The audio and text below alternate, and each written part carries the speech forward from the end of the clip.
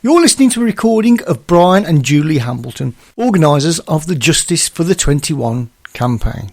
Now, firstly, tell everybody, let's assume that nobody knows who you are, who we are, we're part of your team.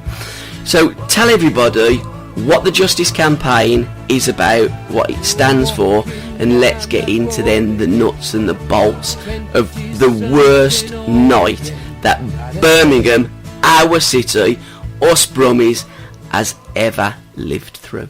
Nearly 40 years ago, two pubs in the city of Birmingham were bombed by unknown perpetrators that left 21 innocent people murdered and 182 plus people with life-changing injuries.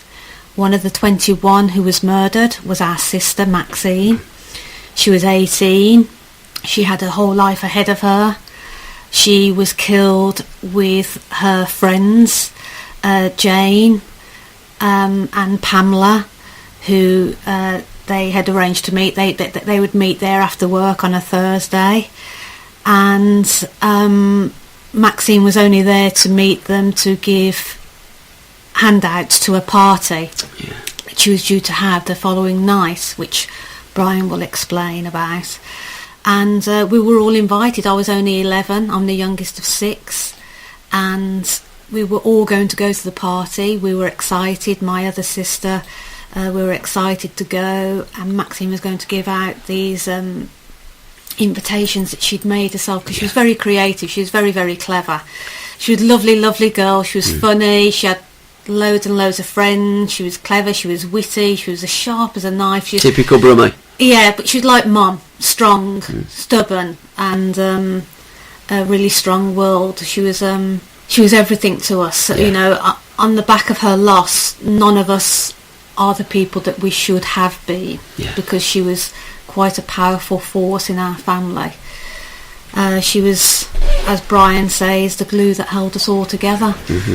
And her loss has continued to hold us together, as it happens, and we're fighting the government and the senior management of West Midlands Police to find the real perpetrators and bring them to justice, as any democratic society and citizens would expect of any murder. This is still an open case. It is it is the biggest unsolved mass murder in England's history of the 20th century, and nobody is doing anything to bring the perpetrators to justice. Why do you think that that's the case, Brian? Because it's a cover-up, a major cover-up.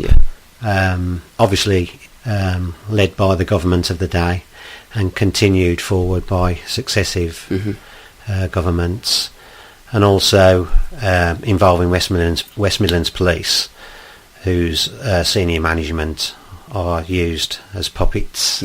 And that's what we're up against. And as I say, we're like on Hamburger Hill. They're at the top and we're at the bottom, fighting our way.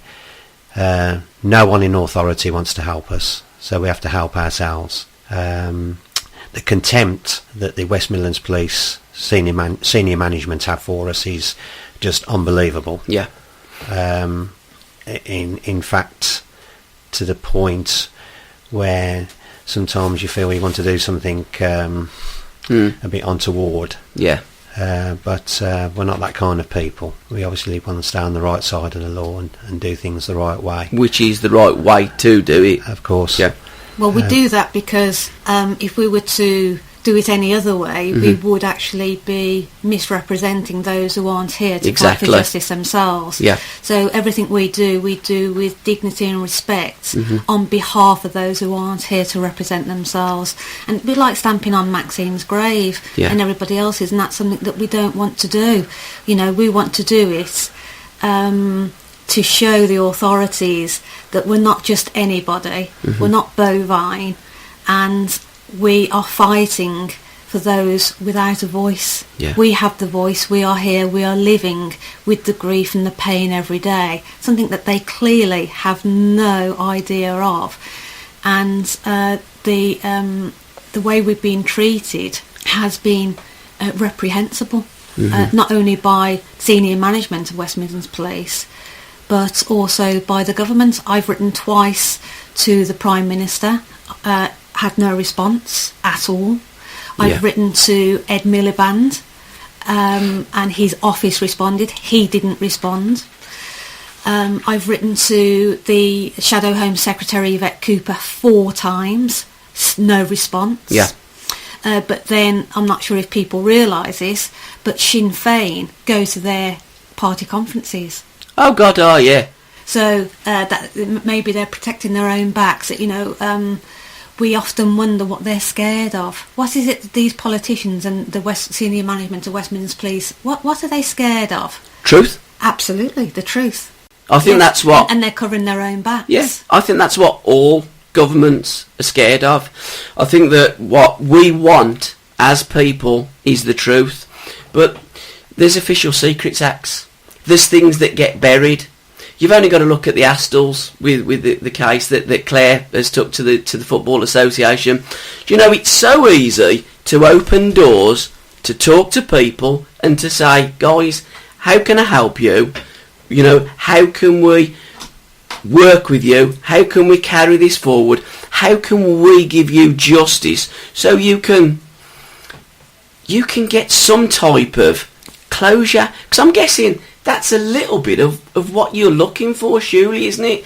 You know, that would be a bit of comfort to know that you've finally got justice. Absolutely. Am I right in that? Absolutely. But that we have an issue with, no disrespect to you, but we have an issue with this word closure. Yes.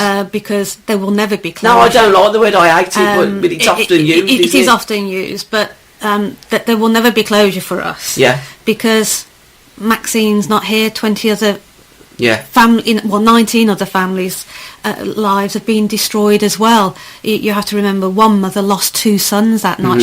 Her whole family were wiped out. They were Irish and they were Catholic. And the poor lady lost her whole family that night. All 20 families, including us, live with the grief and the pain every single day.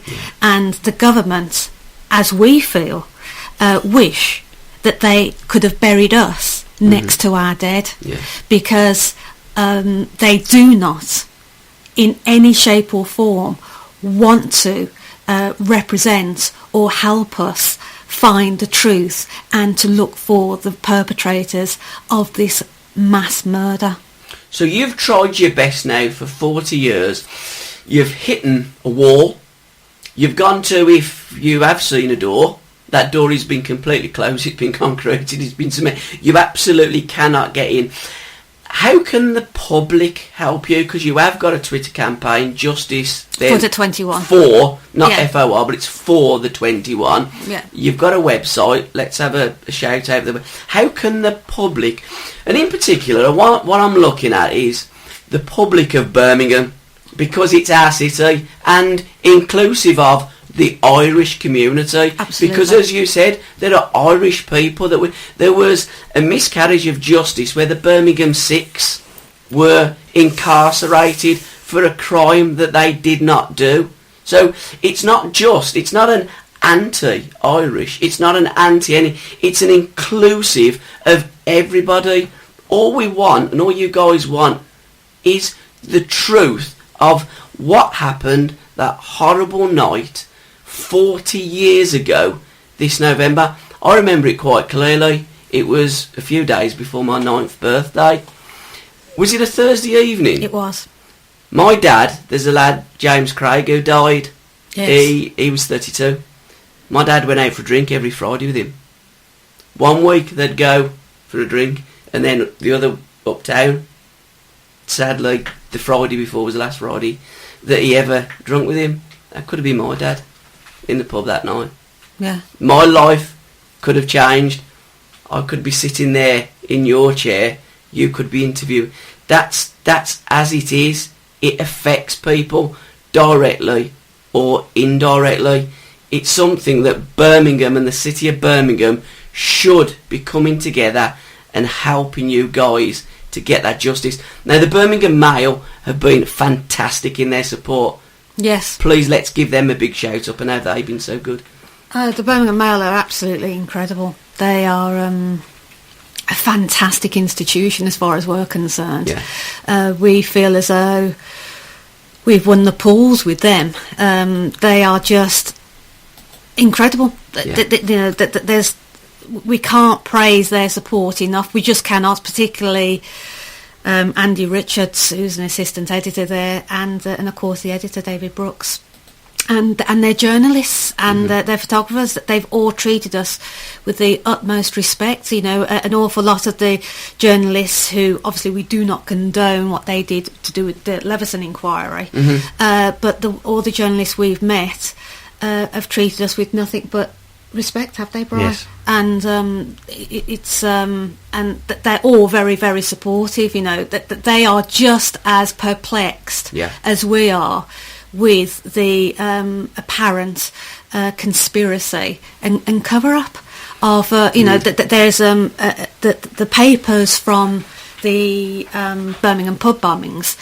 According to Paddy Hill, who is also one of our biggest supporters, he was one of the men who became known as the Birmingham Six, who fought for their release for 16 years. He told us, and also his barrister told us, Gareth Pearce, and she's a lady, she really is a lady, told us that the files, after they won their appeal, were put under a 75-year embargo. Oh, okay, that's handy. Which is now called a public interest immunity certificate. Oh, okay. Now, like Paddy has pointed out, why would you lock something away for 75 years?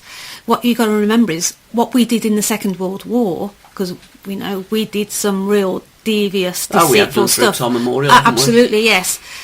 Which was understandable at that time. But all that was only put away for 50 years. Oh, God, yeah. So what is it to do with the Birmingham pub bombings that needs to be hidden away, waiting for all of us to die before it would ever be released? But we believed it would never be released because we believe that it would literally crack open a can of worms that the governments would never, ever be able to see the light of day again. And it would bring about an anarchy, because we can only come to a conclusion that if they are continually trying to cover up and hide behind the Official Secrets Act, hiding evidence for 75 years, that the government must be involved in some way.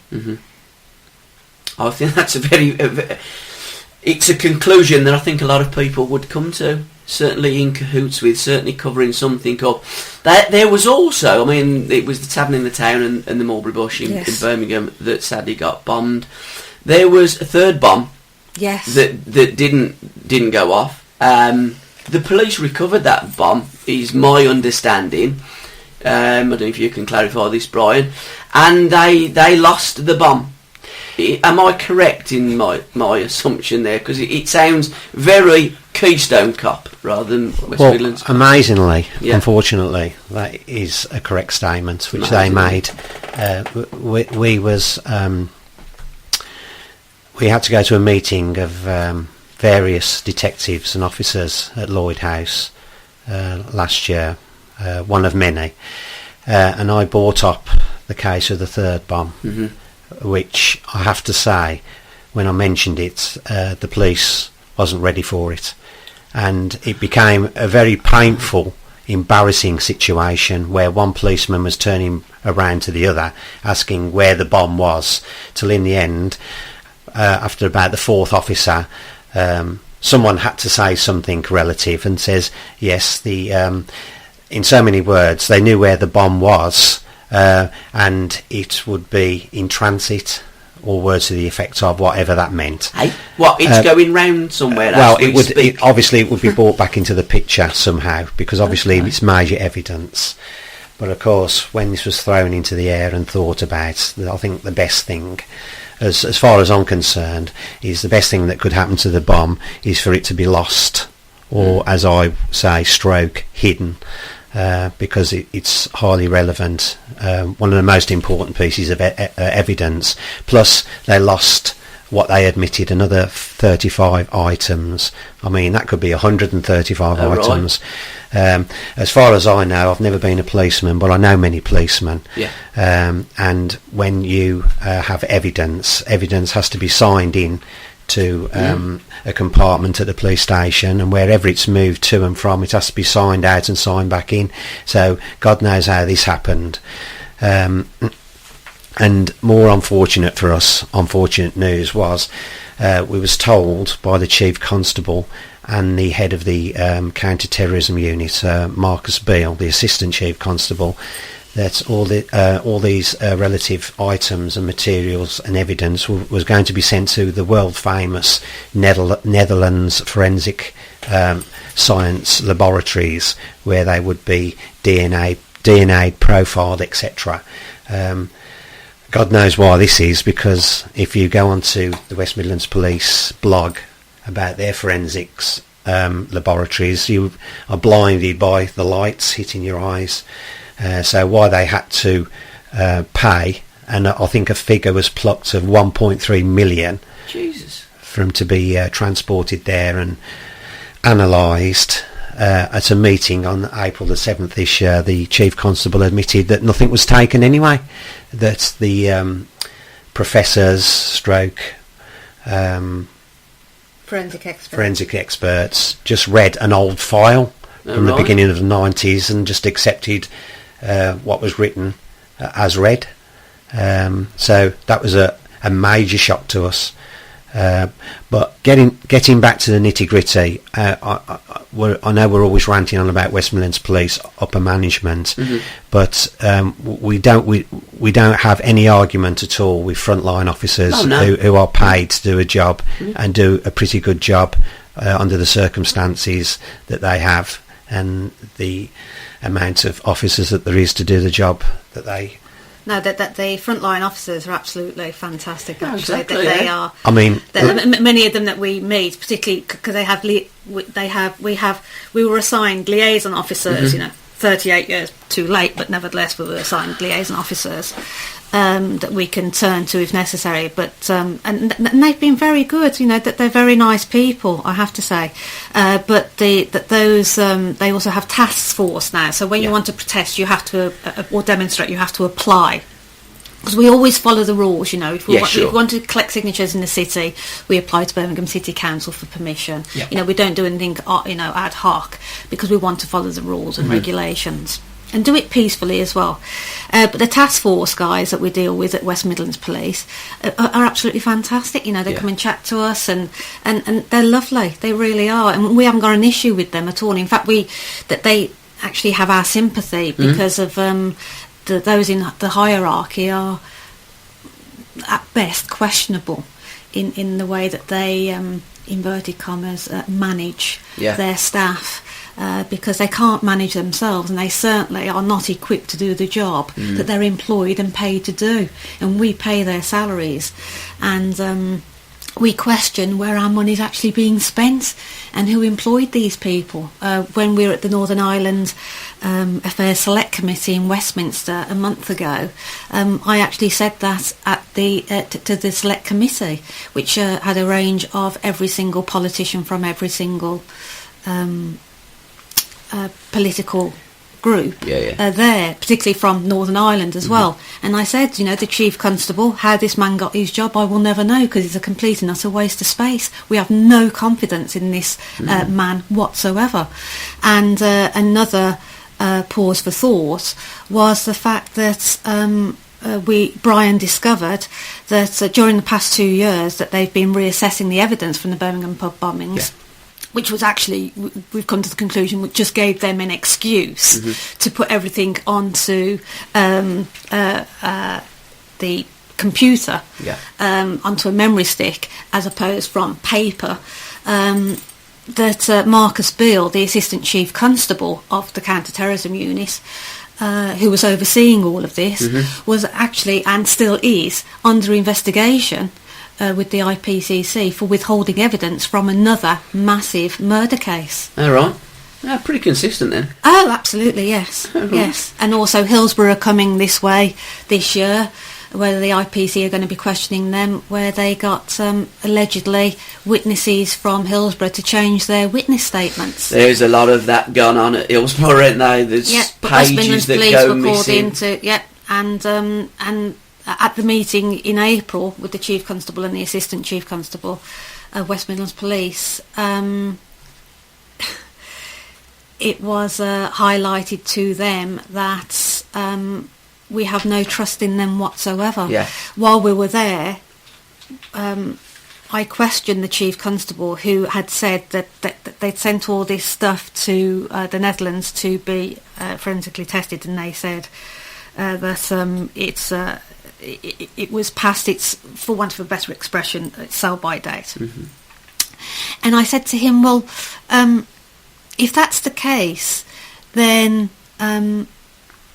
what was sent? And he was so arrogant in his answer, and he shrugged his shoulders, and he went and he looked at his men and he went, have I not just answered that question? Well, actually, no, that's what I'm asking. And I looked at him and I said, no, you haven't. So I picked up a glass and I said, you see this glass? If this glass was part of the third bomb, that, by the way, was still intact. Yeah. And because he was on about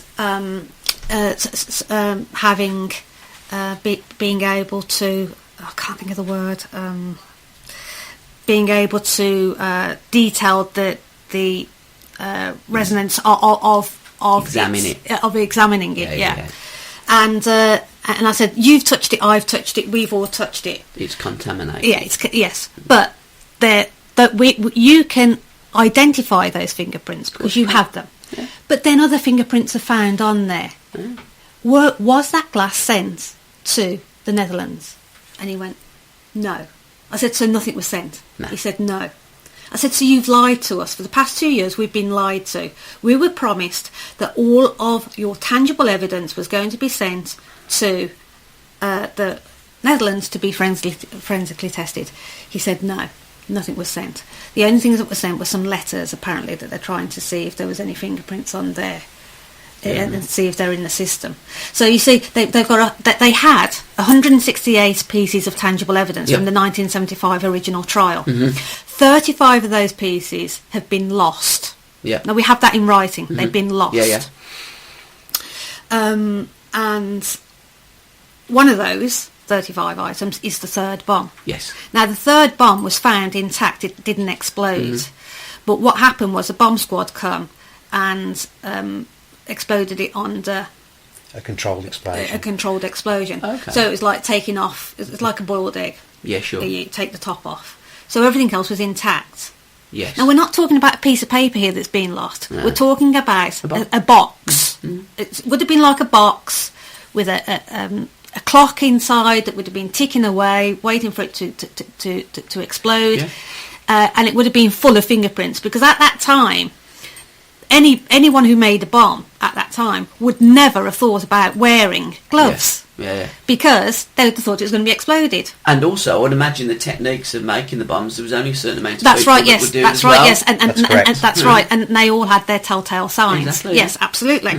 And that's been lost. Now, this just adds to the conspiracy. Yeah, of course it does. How can you lose something as big as a bomb? Find it amazing that you're going to lose a bomb. And also, because they've lost the bomb, is there an inquiry into how they lost the bomb? Oh, no.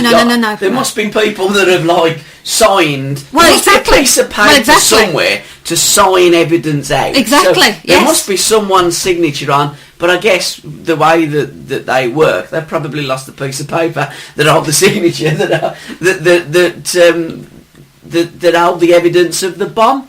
So all in all, it just looks like, well, at best... it makes them look like idiots and incompetent. Yeah. And at kind of worst, it makes it look really, really suspicious. More shady and suspicious. Well, as I've always said from day one, our story, if you can call it a story, is like a child's jigsaw puzzle of 9 pieces. There was 2 pieces missing. Now there's 1, but the story takes a very a sinister edge to it, because, as you know, in the 70s, the British Secret Services was trying to infiltrate the IRA, which they did, and also take them apart. We've learned, obviously we can't say too much, that a situation arose on that night which has never happened before, to do with certain situations, and there were some very dark forces at work in Birmingham on that evening. Oh, right. Which will come out in the future, but we need to join the dots, as I say.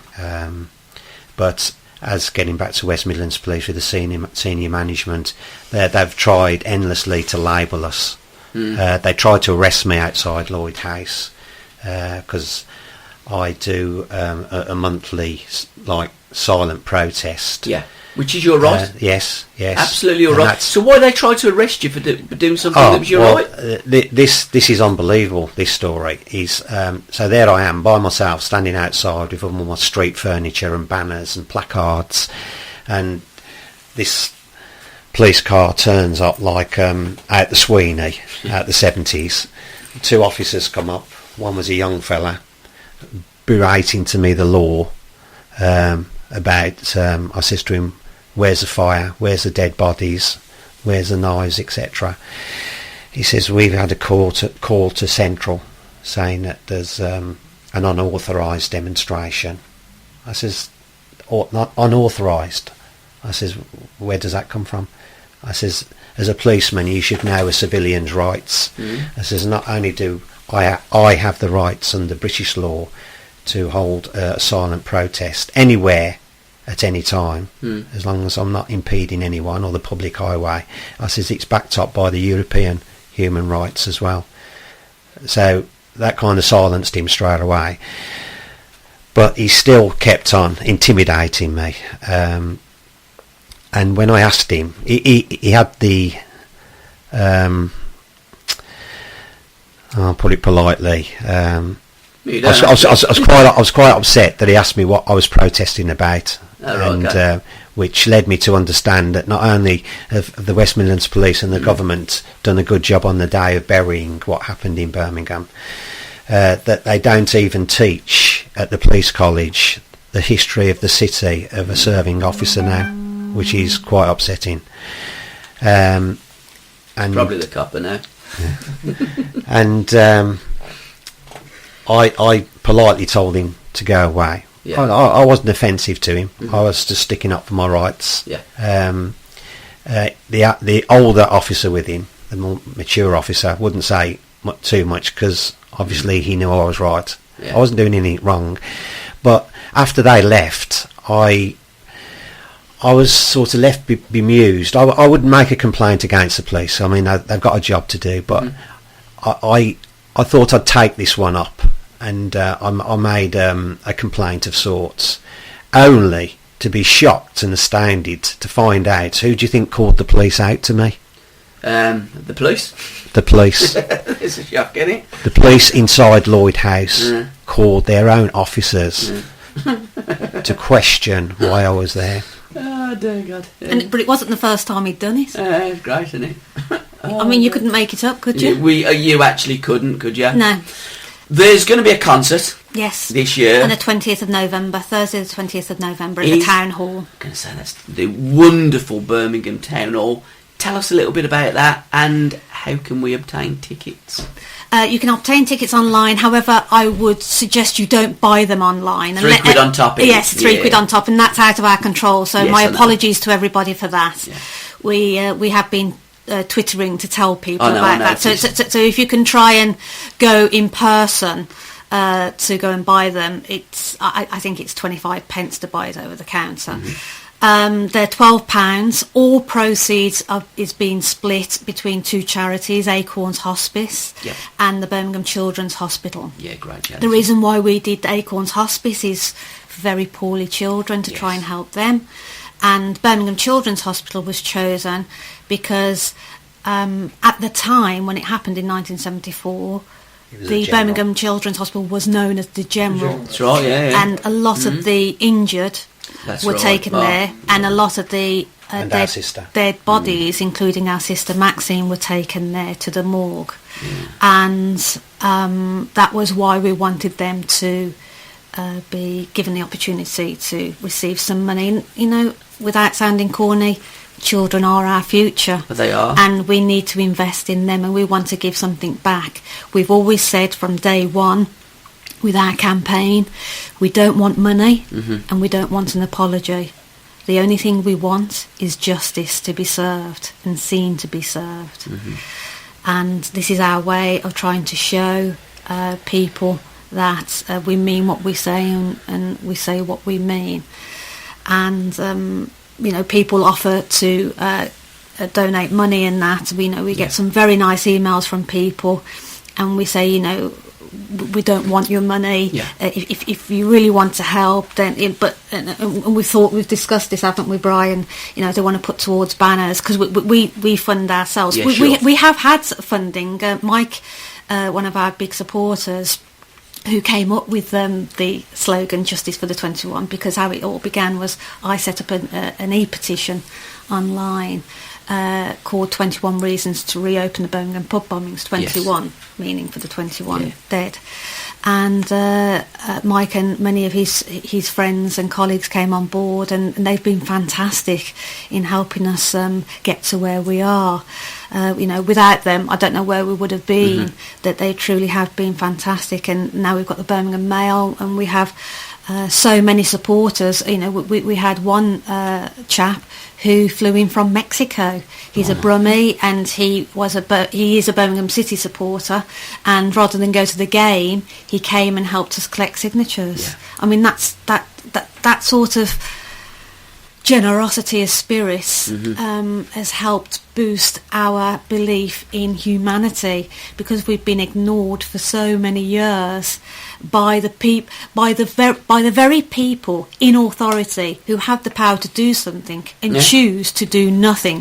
The power of the people have come forward to assist us in our plight for truth and justice, and it's incredible. It really is. It's always my experience that the establishment won't, but the public will. Yes. Now, what bands have you got on there that evening? Do you know yet? Well, we do know some, but we're waiting to hear on some one or two potential big names. Okay. But everybody who's involved is doing it for free. Yep. We have Jim, who owns Big Bear Records. Jim Simpson. Yes. Yeah, legend. He's fantastic. Yeah. And he's giving of his time and organising the concert on our behalf. We have Quill, Joy Strachan from Quill. They're coming, and what a lovely group and lovely lady she is. Yeah, it's lovely. And we have Zero Navigator, R.J. Ellery. He's an author, but he also has his own band. There's also Steve Gibbons is coming. One of yours, I know you like all that stuff. He's coming, and I am sorry because I've got such a terrible memory. Absolutely, yeah. And God, who else? But it'd be great if like more and more. So it's still open for Birmingham musicians to jump on. Yes, you know, like it'd be nice if UB40 or Ocean Colour Scene or some of the biggies, Jeff Lynne, you know, are out there that want to come on there. Well, strangely enough, Phil Hatton, who co-wrote with Dave Scott Morgan our song 21 Today, 21 Yesterdays, 21 Tomorrows. Phil Hatton used to work with ELO and Jeff Lynne, but I don't think Jeff is available. Some people don't really want to get involved for some reason or other. That they are misguided in the belief that it's political, but we are not political. No. We are not political. All you want is justice. No, all we want is what any family of a murdered victim would want, is justice. We don't make it political. We are actually apolitical. We have no political affiliations with any political party. We will talk to any political party. Same here. Strangely enough, the only political politician who has actually written a letter on our behalf to the is the First Minister of Northern Ireland, Peter Robinson. and Bill Etheridge, who is now an MEP for UKIP, and who has been very supportive.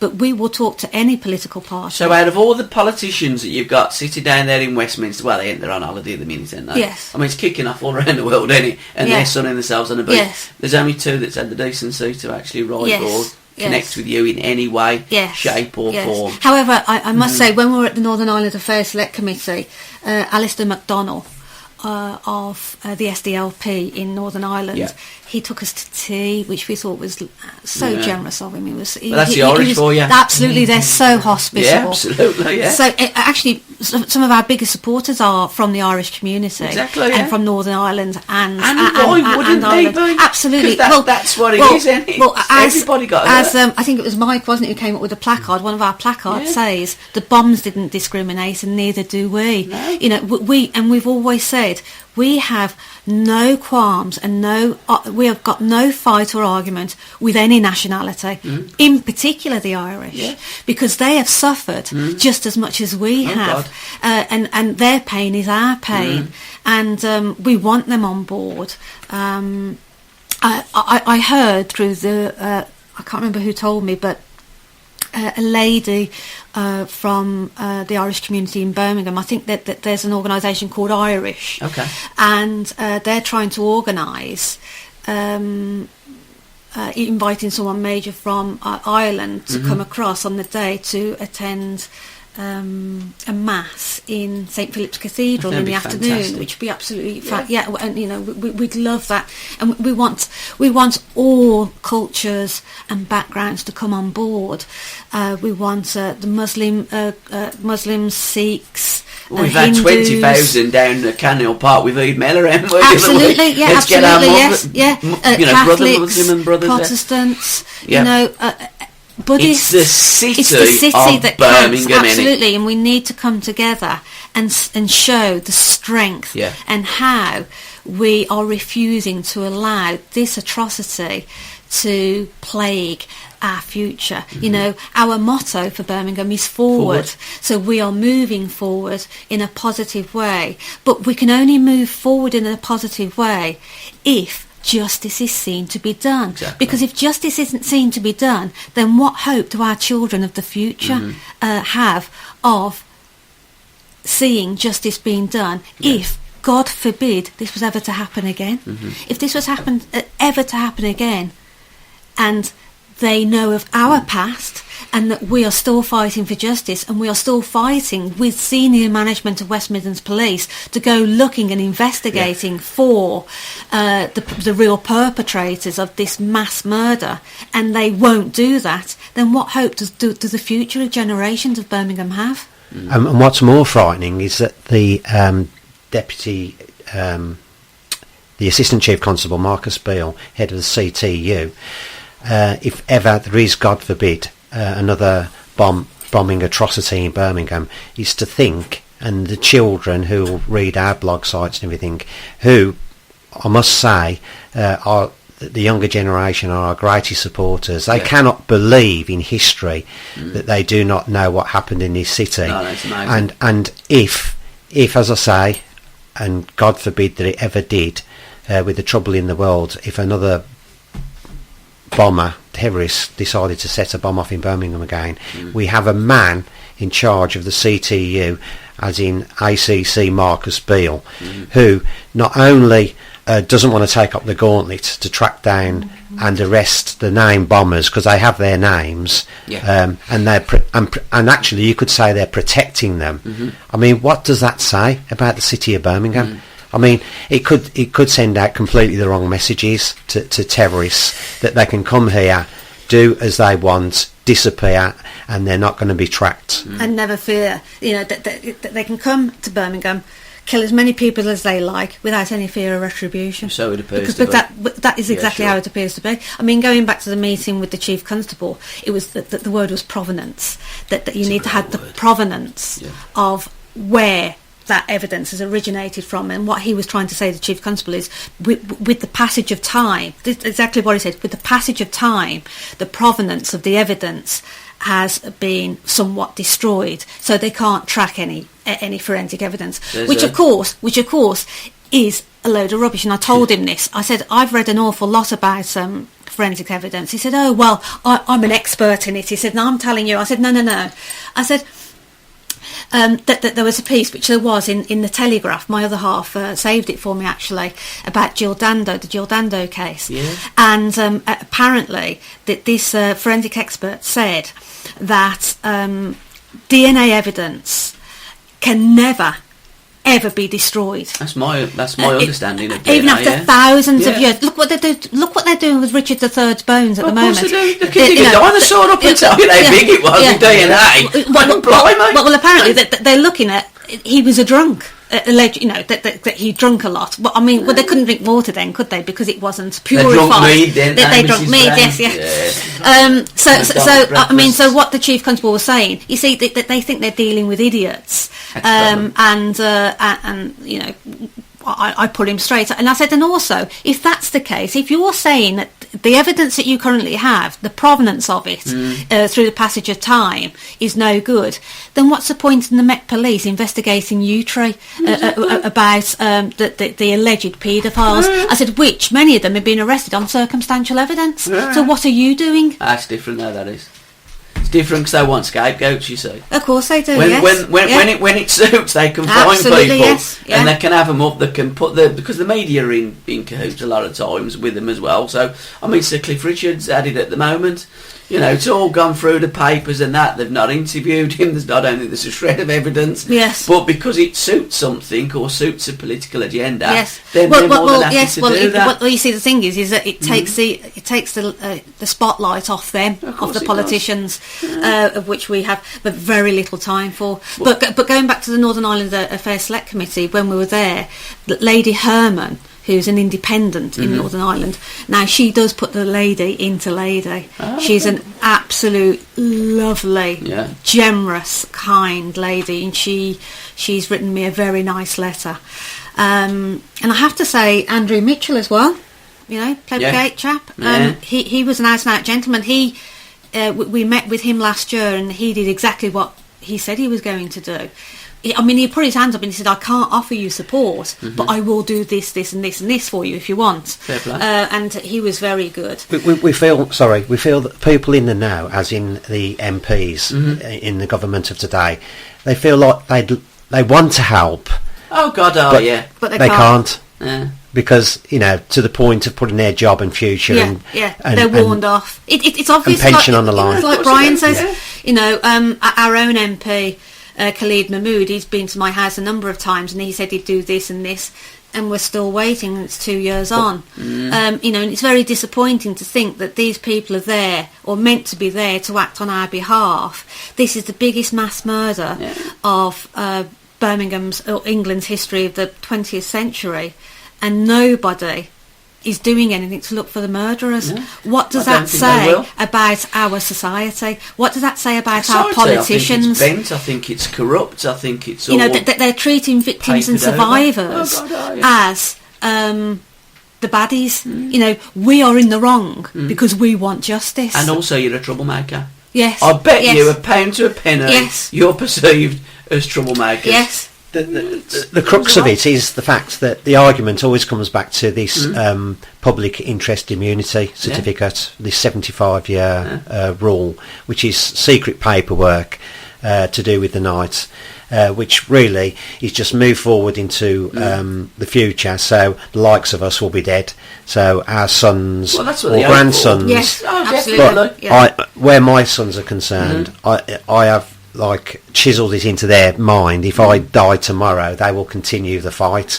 So that 75-year rule, which expires in 2068, as Julie says earlier, could be reassessed and move forward another 50 years. But the key to our fight, if there's not any corruption or conspiracy going on, why don't the people in power open the key to that box and read what's inside it?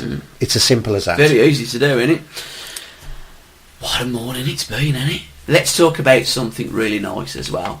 A football game. Surely,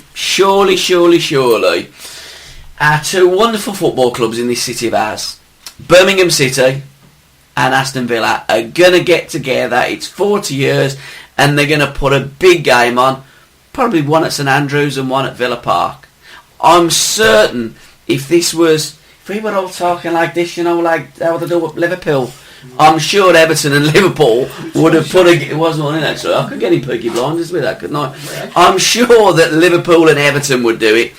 Birmingham City and Aston Villa again seem very slow at coming to the table and offering. Now, they told me to email them. I tweeted them up. I don't think you have to tweet an email as well. Why duplicate things? They know about it. Birmingham and the city, the football club that carries the city's name, it would be fantastic if they would just get together, the fans would support it, and we could have a day where Birmingham and Villa, blue and white, claret and blue, could stand on the same terraces, united in their support for you guys. Absolutely. I have to say that we do have an awful lot of Aston Villa and Birmingham City supporters, and West Bromwich supporters too, which we'd like to send our thanks to all of them. I know that some of them have tried to get banners in, and they've been told that they're not allowed to. You see, I wouldn't mind if we were political, or if we've done something wrong, but we are neither political and we haven't done anything wrong. By not supporting those who aren't here to speak for themselves, what these football teams are doing, what these football owners are actually doing, is making victims out of them while they're dead, as they were when they were alive, because many of them would have been Birmingham City supporters. Many of them would have been Aston Villa supporters. In them days, in the 70s, that's the way it was. Absolutely. So what are these organisations, these football organisations, thinking to not want to throw their weight behind and support the loss of some of their own? Because they would have been some of their own. Why would you not want to remember some of your oldest supporters who didn't get the opportunity to live and grow old and to follow the teams of their lifetime? And I really think it would be reprehensible of these teams to not support, particularly this year, the 40th year. I really think it would be outrageous, and it would be like spitting on their graves. And we would urge Birmingham City and Aston Villa to plan a memorial game, just for fun, but to remember those that aren't here, to watch their old teams come together, to remember those that aren't here. But on that note, I'd just like to say that I'd like to pay tribute and thanks to Trevor Francis. God. And Gary Pendry. Another God. And Tom Ross. Oh! God of gods. Get on with me, mate, Tom. Who have apparently agreed to assist with a memorial game of old players from Aston Villa and Birmingham City. They are in the process, I believe, of trying to organise it for the Sunday after the concert. Yep. I'm still waiting to hear about that, but Trevor Francis met Phil Hatton, the chap who wrote our song, wrote our song, and said that he'd be more than happy to help, and he came up with the idea of a memorial game, and we're truly thankful to Trevor Francis for that, especially considering he hasn't been in the best of health, which would be absolutely superb. And Gary Pendry, and I spoke to Tom Ross about 2 or 3 months ago, and he was very nice to me on the phone. I've never spoke to the man before, but he said he was trying to get it organised. I mean, I haven't heard anything since, but if that was to come off as a memorial game, let's chase it would be absolutely superb. Let's chase it up. I mean, Tom and I are Twitter mates. And we are. I mean, come on. Now, I mean, we don't agree on a lot of things. We argue like brother and sister. And by the way, I'm the brother and he's the sister. But, like, if I'm asking any person in Birmingham to put on a charity game, Tom Ross would be the man I would ask to do. And I want this to go on record, and you can send this to Tom, because I always do talk him up when he does great things. He through Tom and Kevin Broadhurst, what they do with Birmingham City, the All Stars, they do an absolutely fantastic job. Brilliant, absolute 100% support you've got from me. You know, if Tom wants me to co-manage it with him, you know, I'll come and do it, no problem. Get me boots on, get out of retirement. Well, we might need a referee. If it comes off, I think we need a professional referee to do it. So, yeah. But any way that I can help, any way that Sports Radio can help, we will do. That's fantastic, thank you. If Trevor is involved, because Trevor's God. Anyhow, let's have a last shout for your website. Okay, the website is www.justiceforthe21.co.uk. Justice for it's the number 4, yes, it is. Yeah. and 21 is the number 21.co.uk. Our Twitter is @justiceforthe21. We also have an e-petition that's online. Okay. That if you can just click into it. On our website. We also have information about our columns that the Birmingham Mail give us every fortnight, brilliant, on a Friday. It's that we every upload. Friday. It's every other Friday. Every 2 weeks. Yeah, 2 weeks, yes. Except for this summer. No, we don't have Facebook. Okay. Well, we do. We have one in Maxine's name, right. Maxine Hambleton. Okay. And we're not very webby savvy. We're Luddites and we're not very good. So apologies to everybody out there. But, you know, we'd like to thank you for having us, and we'd like to put a call out to everyone who's listening to please forward on this link to all of your Twitters, friends and everybody. And if you're a Birmingham City supporter or an Aston Villa supporter or even a WBA supporter, please lend your voice to those in charge of these football teams and get them on board, please, because you have to remember 21 people were murdered. Many of them were football supporters. Mm-hmm. Their football teams need to come to their aid now, please. I think that what a way to. Brian, do you want to finish on that? How do you comment after that? Well, it just nails it, don't it? Also, I think it could be said that this would be a great thing for the people and the football fraternity. In remembrance of... You're right, Tom. Take your time. Of people who aren't here to speak in of remembrance themselves. of my sister and the other people who was killed and injured on that horrific night. Because you've got to remember there were over 182. In fact, there is no official figure of how many people was actually survived, and many of those survivors would have been football supporters too, but they may never have gone to another game because they didn't feel safe. Unless you're involved in such a horrendous attack, you cannot possibly understand the psychology behind how it impacts people's lives. The Birmingham pub bombings were so well dumbed down that not only did 21 people die horrendously, murdered, that the families that was left over killed a lot of them off. Yeah. By obviously people who turn to alcohol and drugs. It's just couldn't cope with the grief. It's just an ongoing thing. I mean, the grief will never leave me because I dropped my sister off in the city centre on that evening. So I always thought that if I hadn't have dropped her off in my car that evening and she would have gone on public transport, she might not have made it. But and you still beat yourself up over that, mate, don't you? Yeah. You can't beat yourself up. That's what your sister wanted you to do. You're dumb, you know. You didn't plant the bombs, Bri. You wasn't, Bri. You didn't plant them. You can't think like that.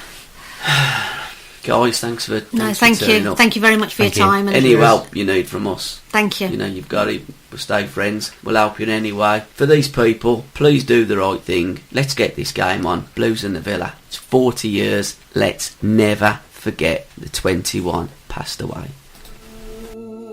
Just a thought in my mind,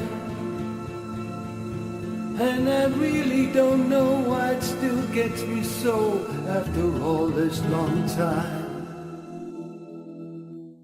But there's 21 today, 21 yesterday, 21 tomorrow. The sky looks the same over Birmingham, as I stand inside the rain, thinking of faces I would know, friends who would come and go, laugh and joke and play. Oh, and there's 21 today, never go home.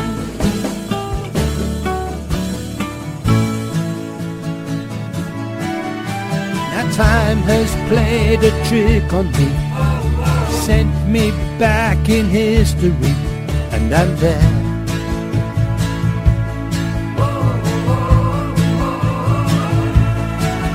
Oh, I'm walking down that road again, 20-something old again, not a care.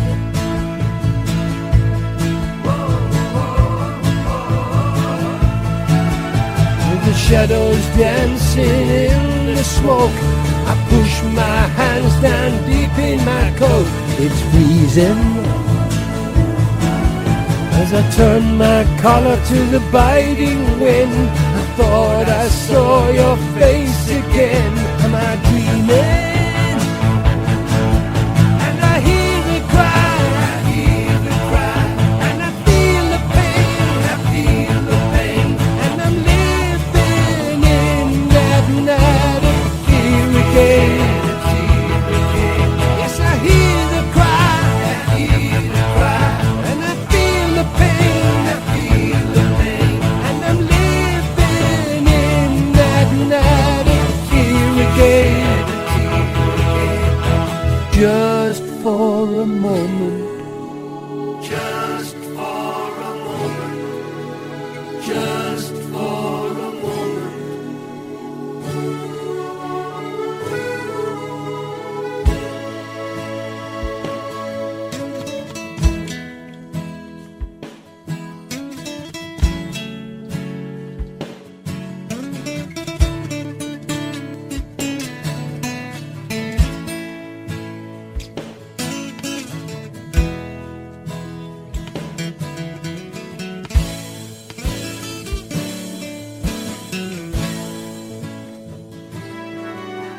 Our shadows dance inside the smoke.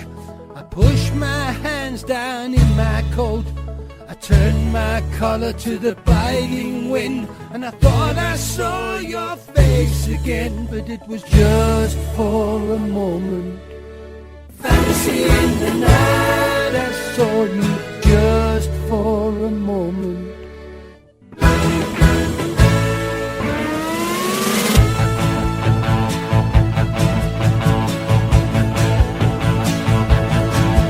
And I hear the cry, and I feel the pain, and I'm living in that night of fear again. Yes, I hear the cry, and I feel the pain, and I'm living in that night of fear again.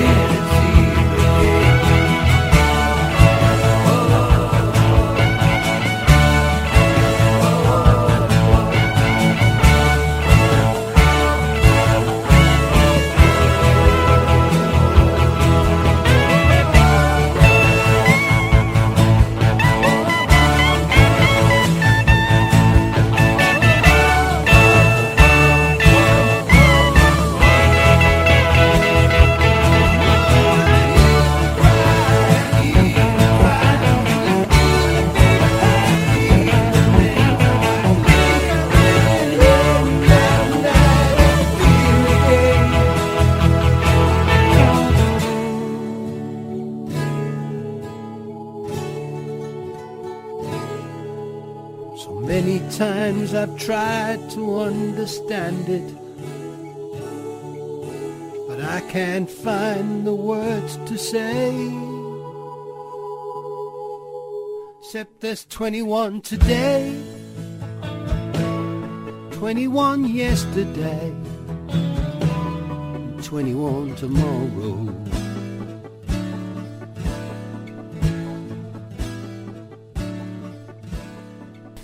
And that wonderful tune was, Julie? Our dedicated song that was written by Dave Morgan Scarce and Phil Hatton for our concert, which is called 21 Todays, 21 Yesterdays and 21 Tomorrows. Thank you very much to both of these incredible men who are fantastic. We would also like to just remind everyone who's listening, if you'd like to attend not only the concert, the tickets are £12, but you can also attend the following evening on the Friday the 21st of November, which will be the 40th memorial at St Philip's Cathedral in Colmore Row in Birmingham. The Dean of Birmingham has been incredible. What a lovely, lovely lady. She has reorganised their schedule for evening mass to begin at 7. So this gives people time to leave work, and if they wish to go home, then come back. And evening song will be at 7 p.m. on Friday the 21st of November for the 40th memorial, and that will last until around 8:30, where the names will be read out. And we are hoping the Salvation Army band will be there, because the Salvation Army were there on the night offering tea and comfort to survivors.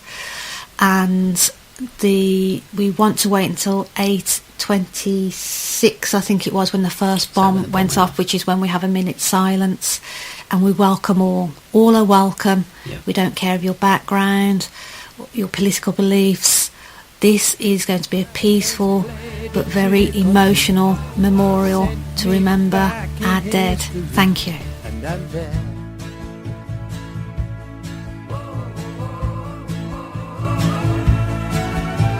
I'm walking down that road again, 20-something old again, not a care.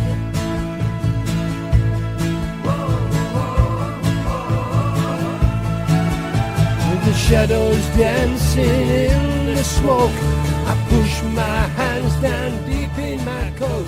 It's freezing.